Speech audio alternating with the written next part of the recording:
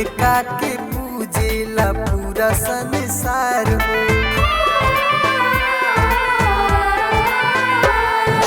बाड़ी हो मैया मोर शेर पे सवार हो, इनका के पूजेला पूरा संसार हो।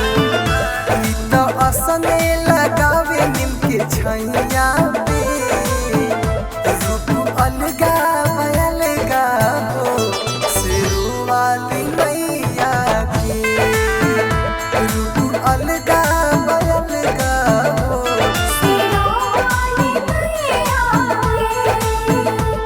शेरू वाली मैया के।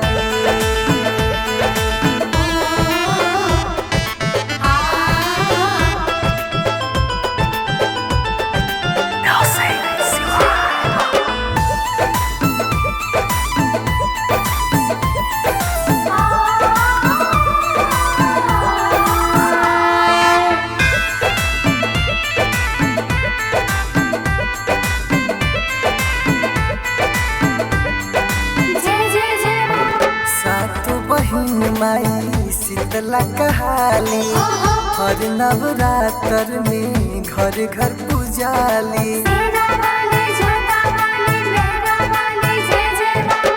सातो बहिन माई शीतला कहाली, हर नवरात्र में घर घर पूजाली।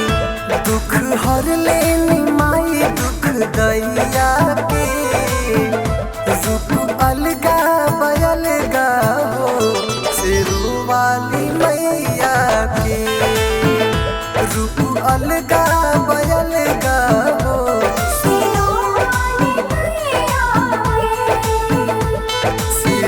वाली मैया के।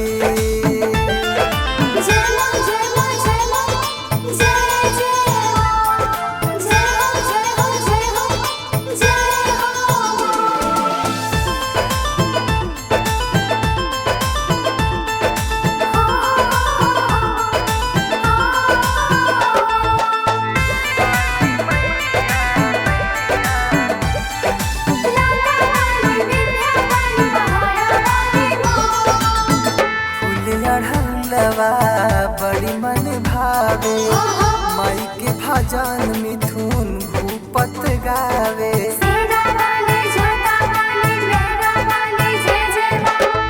फुलियढ़ौलवा बड़ी मन भावे, माई के भजन मिथुन भूपत गावे।